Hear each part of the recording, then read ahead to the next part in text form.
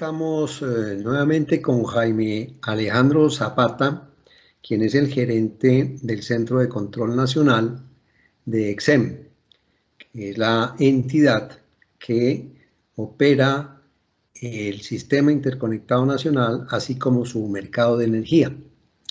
Hoy queremos invitarlo a este café energético para que nos hables un poco sobre la situación energética que tenemos hoy día, visto la situación en cuanto a el verano que nos está, que está en este momento en el sistema, las bajas hidrologías, la situación de Hidroituango. ¿Cómo ves tú el tema del corto, mediano y largo plazo para lo que es el suministro de la energía?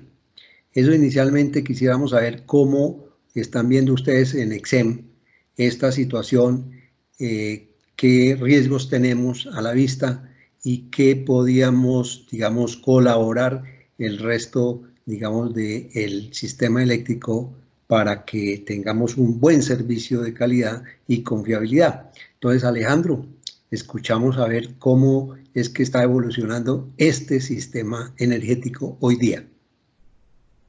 Bueno, José Vicente, buenos días a todos. Un gusto aceptar la invitación a este café nuevamente, que han sido siempre muy productivos, todos los cafés que has tenido con tantos invitados. Muchas gracias por la invitación. Creo que es una oportunidad muy importante para contar un poquito lo que estamos viendo desde XM con el panorama de la situación energética. Contar un poquito también de pronto, José, si me lo permites, un poquito cómo se ha venido comportando la demanda de energía con la situación actual de pandemia que tenemos. Entonces también no se me adelante. Ah, bueno, entonces primero miremos la oferta. Ok. Bueno. Entonces empecemos con la oferta. Permiso, por aquí les comparto mi pantalla para mostrarles una pequeña presentación donde pudiéramos ver las cifras.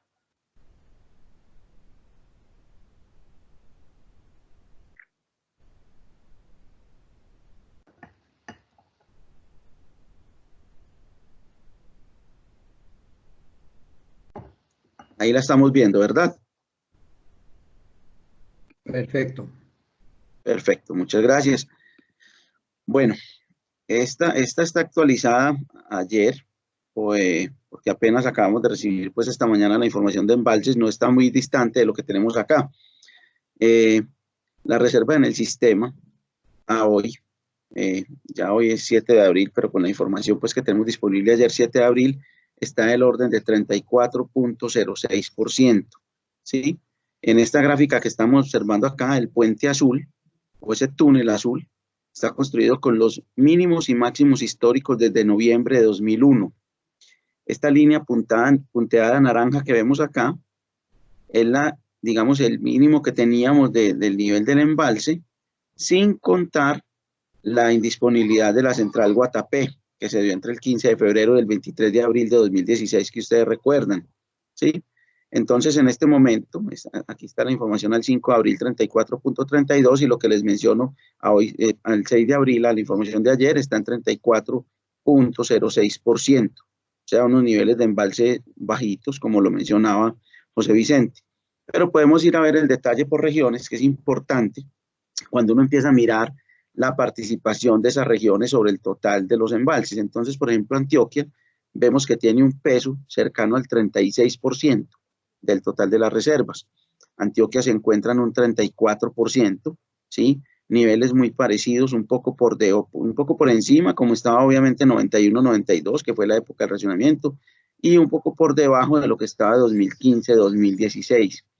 Si miramos Centro, por ejemplo, que tiene una participación importante, también cercana al 38%, estamos del orden del 36% en el momento, valores muy semejantes a como estábamos en 2015-2016. Si miramos Oriente, que tiene una participación cercana al 23% en el total del embalse, estamos del orden también del 31%, también valores semejantes a 2015-2016. Entonces, en embalse estamos viendo en estas principales regiones un comportamiento muy parecido a como estábamos en la época de 2015-2016. Si quisiéramos dar un detalle adicional a los ya por embalses, entonces miremos los principales embalses, por ejemplo, el Peñol, que pesa cerca de un 26% del total, está el 37%, ¿sí? Guavio, que tiene un peso del 12%, está en el 33%, Chivor, bueno, Chivor está bajito, 5.44%, pero recuerde que Chivor acabó de salir pues, de un mantenimiento grande y ya está apenas, desde el 1 de abril está empezando a recuperar su embalse. De todas formas, como vemos acá, no es una época donde les esté lloviendo mucho, empezará, esperamos, en mediados de junio a recuperar mucho más el nivel de su embalse.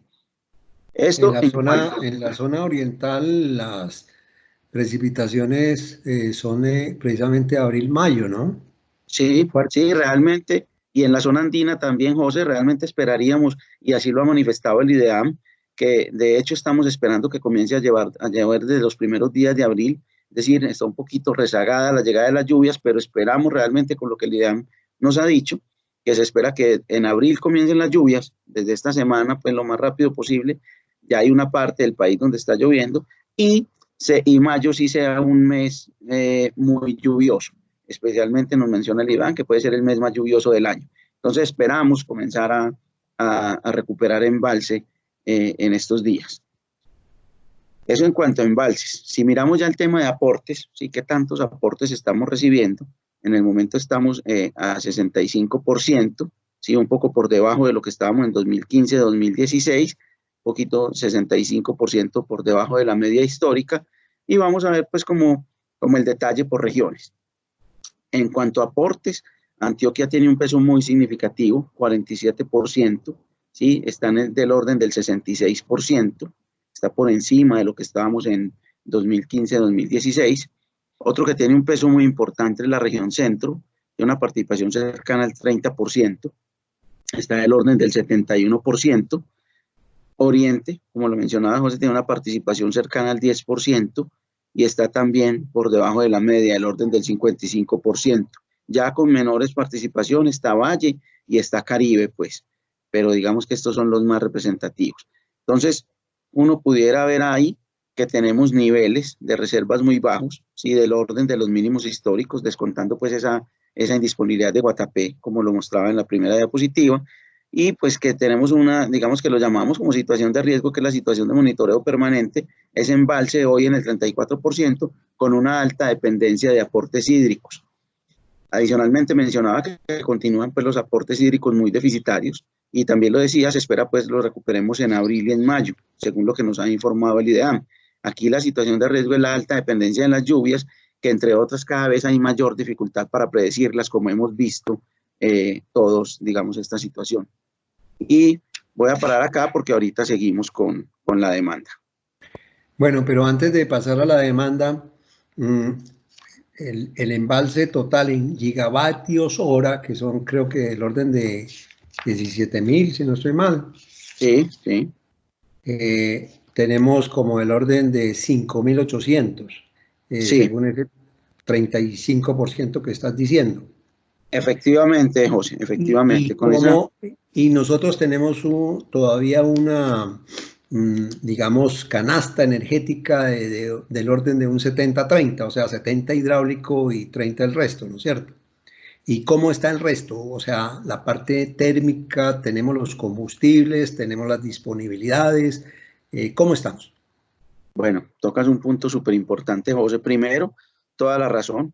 En este momento de los cerca de 17.500 gigavatios que tenemos de capacidad efectiva neta para atender nuestra demanda, tenemos del orden de 5.787 gigavatios hora más o menos del volumen útil diario, como lo mencionabas, con ese 34% en el nivel que tenemos los embalses. Es muy importante lo que mencionas porque realmente nosotros tenemos una composición muy hidráulica, cerca del 70%, incluso es un poquitico más, ¿sí?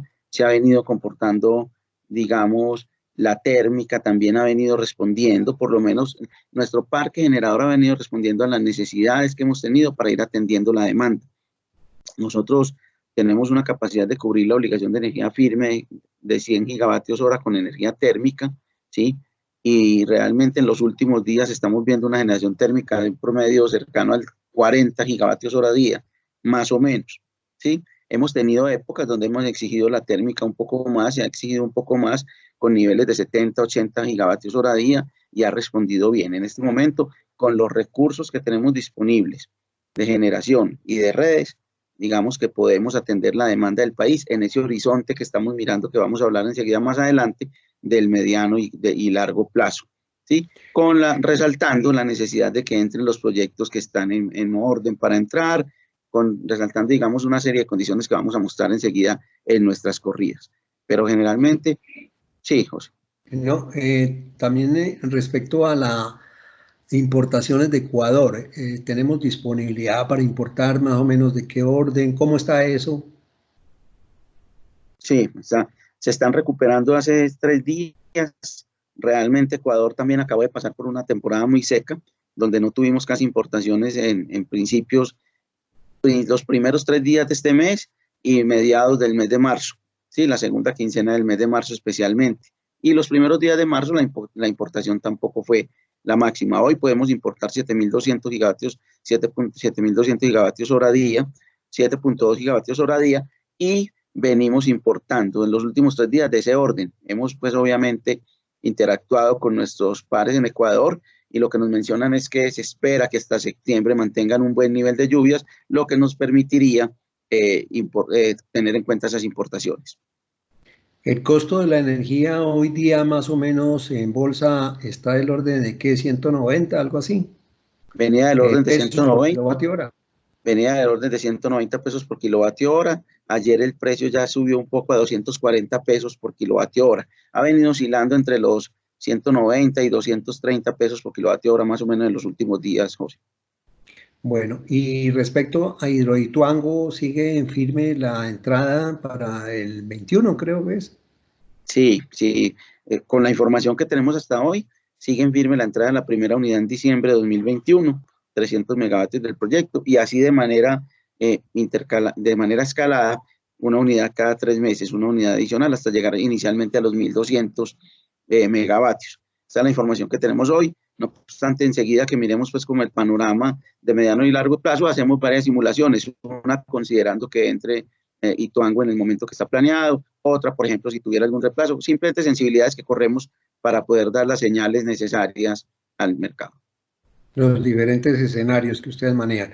Muy bien, entonces ahora sí, háblenos de la demanda, ya con estas condiciones que tenemos la famosa pandemia del COVID-19, que básicamente acá en Colombia se inició el 6 de marzo, ya estamos a un mes de haber iniciado esta famosa pandemia con las cuestiones negativas que se tienen, tanto para la salud de la gente, de todos los colombianos, como también en sus implicaciones bajo el punto de vista económico y obviamente todo esto, lo que llamamos el encerramiento, cómo ha hecho que evolucione las demandas de energía acá en el sector eléctrico.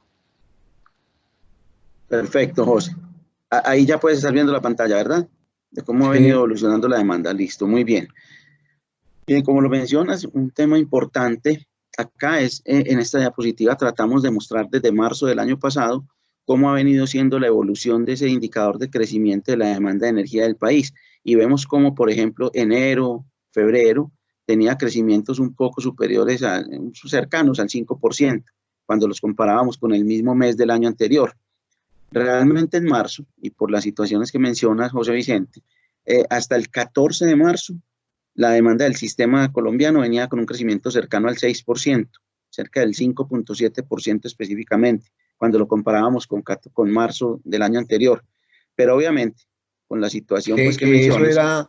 Eso digamos es alto respecto a más o menos manejábamos unos crecimientos del 4, ¿no es cierto? Sí, Anuales. correcto, perfecto, así es. Manejábamos unos crecimientos entre el 4 y 4.5%. Normalmente veníamos con un crecimiento alto. Y aquí en la gráfica lo podemos ver. Si ves desde noviembre, mira el crecimiento importante en diciembre.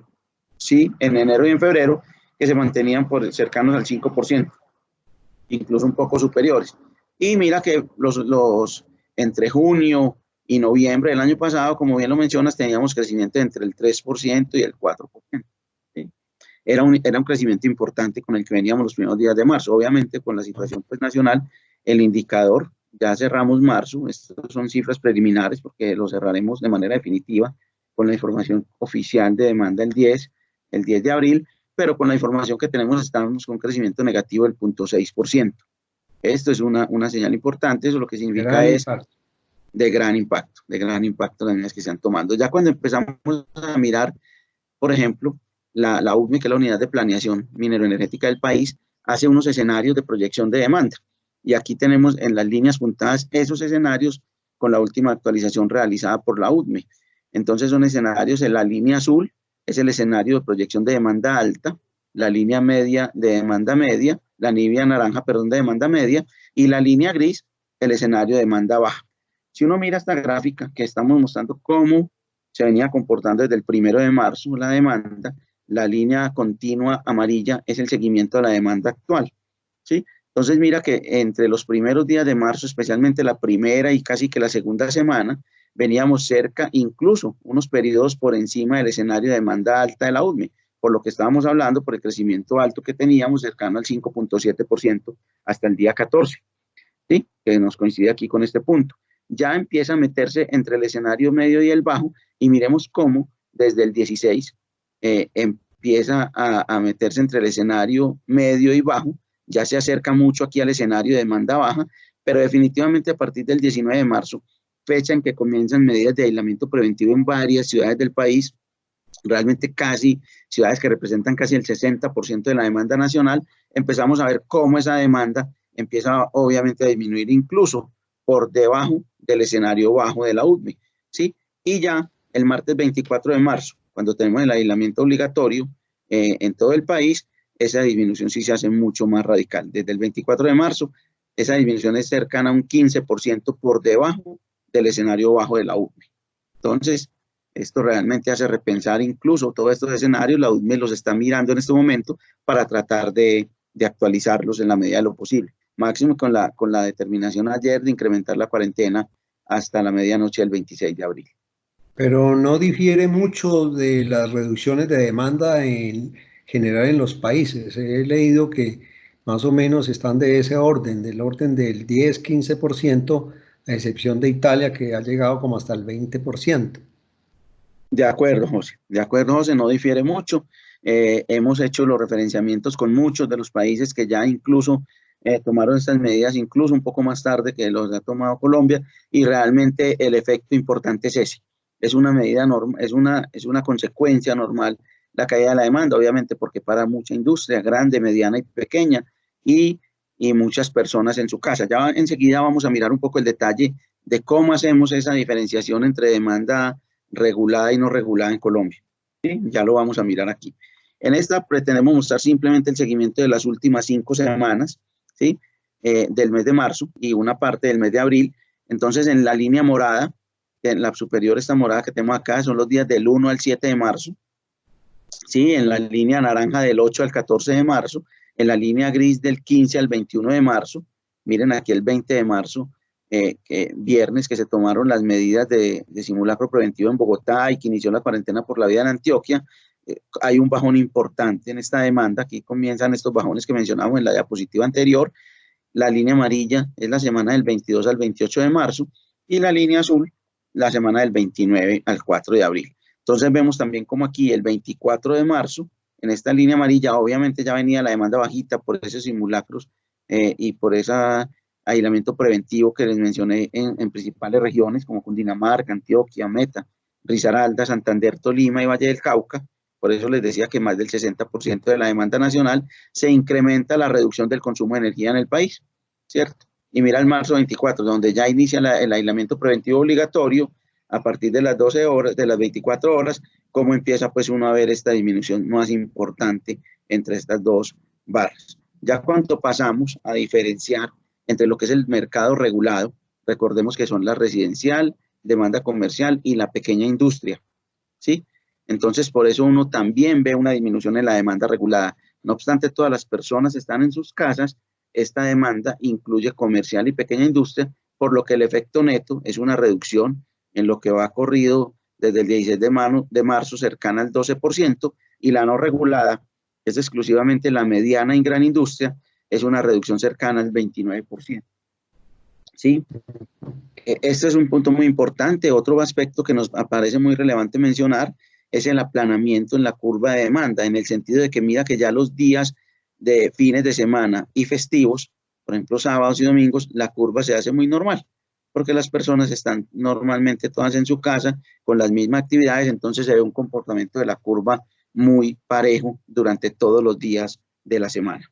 ¿Sí? Que Y antes, obviamente, respecto a la curva de carga diaria, ¿sigue manteniendo la misma forma, pero simplemente reducido en sus magnitudes?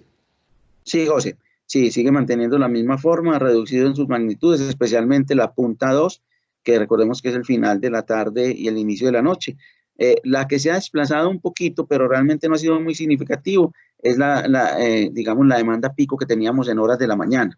Eso debe ser porque las personas se levantan un poco más tarde estando en sus casas, pero realmente no ha sido muy significativa, se conserva esa curva de la demanda que mencionas. Ahora que me acuerdo, en Estados Unidos la demanda de la mañana es la que más ha bajado. Ajá, sí. Sí, debe ser por ese mismo efecto, ¿cierto? Sí. Debe ser por ese mismo efecto. Bueno, más adelante tenemos incluso, ya si quisiéramos ver el detalle por cada una de las regiones del país, aquí tenemos pues el Caribe colombiano. Recuerde que lo componen varios departamentos, lo que son Córdoba, Sucre, Bolívar, Atlántico, Magdalena, Cesar y Guajira, ¿sí?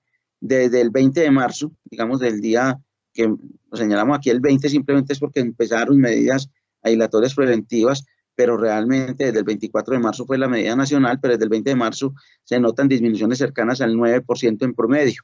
Y nuevamente mira uno aquí que la regulada ha sido del orden del 5% y la no regulada cerca del 23%. En Cundinamarca, disminuciones de la... Acá no redujo mucho la residencial por aquello de que el aire acondicionado en residencias, pues obviamente si está la gente tiene que mantenerlo full. De acuerdo, José, de acuerdo. Es un peso muy importante que tiene la demanda regulada en el Caribe, los aires acondicionados. Entonces, a pesar de que se mezcla ahí con la industria pequeña y con la comercial, sí tiene un impacto y por eso la reducción en la regulada no es tan significativa. Por ejemplo, mira con Dinamarca. Con Dinamarca sí tiene una disminución en promedio cercana al 20%, pero la regulada sí se ha reducido un 15% y la no regulada un poco más del 30%. Correcto. Asimismo, podemos ver Antioquia, también disminuciones cercanas al 20% en promedio, la regulada también crecimiento una disminución del 15% y la no regulada en promedio del 35%. En Valle, unas disminuciones cercanas al 17%, la regulada 12% y la no regulada 26, cerca del 27%. Y en Oriente, que ya incluye lo que son Santanderes, Boyacá, Casanare y Arauca, disminuciones cercanas al 18% en promedio, la regulada con disminuciones del 10% y la no regulada reducciones cercanas al 39%. Esto es principalmente el impacto de lo que hemos venido revisando en demanda, en cuanto a demanda, José.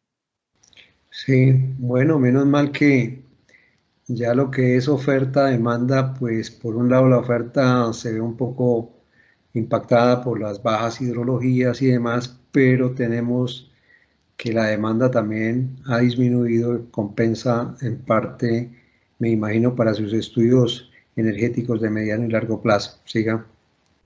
Sí, José, así es. Es un factor muy importante en estos escenarios que nosotros consideramos.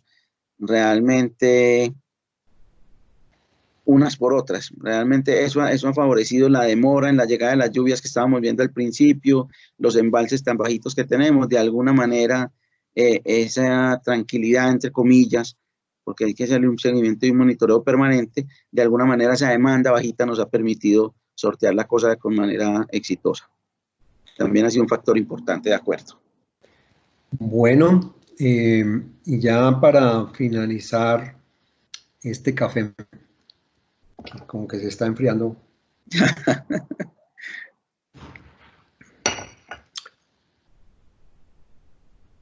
¿Cómo es ya bajo el punto de vista de la pandemia y lo que se viene en cuestión del encerramiento, ¿hasta qué? Hasta el 26 de De abril, abril, queda ¿sí? A las 12 de el la noche. último decreto, que sí, correcto. Eh, y para efectos del manejo de lo que es ya la operatividad del sistema eléctrico, en cuestión de los mantenimientos, en cuestión de líneas, de las mismas centrales, o sea, todo esto pues es una cadena de la producción, la transmisión, la distribución. ¿Cómo están afrontando esto en el sistema eléctrico? Y otro punto muy importante que quiero finalmente que también nos comentes es la importancia que se tiene que los clientes o usuarios del sector paguemos puntualmente nuestras facturas para que precisamente se pueda seguir manteniendo la fluidez de la energía hasta nuestros hogares. Esos dos punticos, ¿vale? Perfecto, José, sí, claro que sí. Me faltó mencionarte una cosa del punto anterior y me disculpas, me devuelvo solo un segundo, porque también me preguntaste cómo estábamos viendo el mediano y el largo plazo. Entonces, con estos antecedentes, nosotros corremos varios escenarios, como les mencionaba, nosotros hacemos muchas sensibilidades, consideramos la demanda si se comporta por debajo del escenario bajo, ya incluso actualizamos nuestras corridas y con ese comportamiento que la demanda ha venido teniendo en los últimos días, y digamos que consideramos escenarios con un decrecimiento de la demanda con el del 10% por debajo del escenario bajo de la UDME, y pensando que se recuperara hacia el escenario bajo desde aquí hasta noviembre, hasta que finalice el invierno, y que en el verano, que empieza en diciembre de este año, hasta mayo, hasta abril del 21, y que en ese diciembre, y que en ese verano se recuperara y estuviera el orden de la demanda alta, por ejemplo. Entonces uno empieza a ver y a jugar con todos esos escenarios, José, y podemos ver que con los recursos que tenemos, y digamos que considerando ese buen comportamiento de la generación que hemos tenido en el momento, el sistema cuenta con los recursos para la atención de la demanda nacional. Que no obstante, es importante aquí también hacer énfasis, que no obstante la reducción en la demanda de energía eléctrica ante un escenario de aportes deficitarios desde hoy hasta el verano 2021, las simulaciones muestran que se requiere generación térmica por encima de los 70 gigavatios hora día de manera sostenida. Esto pues simplemente señales que comenzamos a dar. Esto requiere pues una gestión adecuada de la operación y el mantenimiento del parque de generación, de toda la infraestructura de transporte de energía, de la infraestructura de suministro y transporte de combustibles, para que continúen cumpliendo como han venido hasta ahora con los requerimientos de la operación. Ese era un punto importante que quería decirte del punto anterior. Bueno, Sí, ahora es bien, muy, muy importante porque eso da una señal de tranquilidad bajo el punto de vista de oferta-demanda que vamos a tener para estos, digamos, este año, pues. Entonces, es muy importante eso. Gracias. sí, José, sí, contamos con los recursos. Importante es que se mantenga esa disponibilidad que hemos venido teniendo hasta el momento y cumpliendo con lo que tenemos. De ahí la gestión y el monitoreo permanente para, para tratar de sortear cualquier situación que se pueda presentar durante ese seguimiento. Bueno, con respecto a las medidas que como operadores del sistema específicamente hemos venido tomando para sortear esta necesidad, realmente medidas necesarias desde nuestro punto de vista, José, no solo con nuestro personal, sino también con toda la cadena, ¿cierto? Con nuestros proveedores, con nuestros clientes, digamos, con toda la cadena que nos permita minimizar el riesgo. Entonces, hemos tomado diferentes medidas, estamos operando desde nuestros dos centros de control de manera distribuida. Estamos operando el país de manera distribuida. Un grupo de operadores está en uno de los centros de control y el otro grupo de operadores en el otro, de manera que minimizamos contacto entre esos dos grupos de operadores, ¿cierto? Adicionalmente, tenemos un grupo confinado en casa de disponibilidad. Es un grupo que está disponible por si tenemos alguna situación o si tenemos en algún momento que requiramos que ellos entren a operar, lo hagan. Hemos tomado todas las medidas de limpieza y todos los protocolos recomendados por el Gobierno Nacional y el Ministerio de Salud. Entonces tenemos todos los temas de asepsia en nuestras salas de control, en nuestros operadores, transporte independiente para los dos grupos de operadores, minimizar ese contacto, incrementamos los turnos a 12 horas, ¿sí? Duran 12 horas durante 4 días, descansan 4 días, otros 12 horas durante la noche, descansan 4 días y así, con el fin de minimizar contacto entre ellos mismos y minimizar los transportes. Esos son mayores riesgos de exposición, entonces en la medida que los minimicemos, ya asimismo minimizamos riesgos para afectar la operación. Y adicionalmente, con toda la cadena, con todos los agentes, con el Consejo Nacional de Operación, con el Ministerio, con toda la cadena estamos tomando medidas, participando, digamos, en grupos de comités de estudios, reuniones de seguimiento diarias, donde estamos haciéndole una evaluación y un monitoreo permanente a todas las medidas que todos tomamos para minimizar el riesgo. Hoy podemos decir que afortunadamente en el sector eléctrico no tenemos ningún contaminado hasta el momento, afortunadamente, digamos, con las medidas que se han tomado, pero seguimos tomando medidas, porque eso también es importante. Venimos haciendo un referenciamiento muy importante con los operadores de CIER, ¿sí? A la cual ustedes nos han aportado muchísimo, y creo que ahí hemos construido entre todos, compartido lecciones aprendidas, incluso países que han tenido esta situación unos días antes que el nuestro. Entonces hemos tratado de aprovechar todo eso para en beneficio, digamos, de la operación. Hasta el momento hemos logrado garantizar la continuidad de la atención de la demanda de energía en el país. Lo seguimos obviamente monitoreando, José, como lo decías, y estamos en eso. Tenemos una cantidad de escenarios también contemplados, de manera que de la medida que nos vayan materializando, iremos tomando medidas para no afectar, digamos que lo último que nos puede pasar es la afectación de la prestación del servicio de demanda. Con todas las medidas que hemos tomado y los escenarios que tenemos contemplados, creemos que también lo estamos sorteando de una manera efectiva hasta el momento, y así esperamos terminar. Bueno, y con la otra, sí, perdón. Sí. No, que con la otra pregunta que me hacías de la importancia, pues, del pago, yo creo que es vital. Yo creo que aquí la señal que debemos dar como sector es vital, que todos los usuarios podamos pagar nuestro servicio, porque eso va a permitir la estabilidad del sistema, que esto siga funcionando, ¿sí? Creo que es el insumo más importante para que esto pueda seguir funcionando y que podamos estar en nuestras casas, disponer de la energía eléctrica para cocinar, para cargar nuestros celulares, para ver las noticias, para todo lo que obviamente la necesitamos. Entonces se hace fundamental esa conciencia, en la medida de lo posible, todos podamos aportar nuestro grano de arena, y el grano de arena para el sector eléctrico y para la continuidad de la operación es pagar oportunamente. Sí, que está también ya avalado por el decreto del Gobierno Nacional que recién salió, 547 creo que, donde se da facilidades para los usuarios de los estratos 1 y 2 para diferir sus, digamos, pagos de consumo de energía hasta 3 años, creo que se está hablando, y también a las empresas que puedan acudir a préstamos prácticamente a cero de interés para poder hacer, digamos, esas concesiones, porque es muy importante de que nuestras empresas eléctricas pues tengan los recursos para poder hacer el mantenimiento, la operación que se requiere en estos momentos mucho más crítico para que tengamos todos la confiabilidad de tener la energía eléctrica ahora que estamos todos también trabajando en teletrabajo. Se imagina si no tuviéramos la energía eléctrica, entonces estaríamos bastante complicados más de lo que estamos. Bueno, Jaime, un placer volverte a tener por acá y que realmente todas nuestras, como dicen, plegarias y demás para que pronto superemos esta situación, tanto de orden humano como la parte, digamos, social, de salud y demás, como también en la parte energética, que es nuestra vena de la motor de la energía y de la economía del país. Muchas gracias nuevamente y hasta una próxima oportunidad. Muy amable. José, muchas gracias, y yo creo que es un momento oportuno para darle un saludo y un agradecimiento a todos estos héroes del sector eléctrico y energético que permiten que tengamos esa continuidad del servicio, que han venido trabajando mientras nosotros estamos en casa aportando desde acá. Muchas gracias, saludos a todos.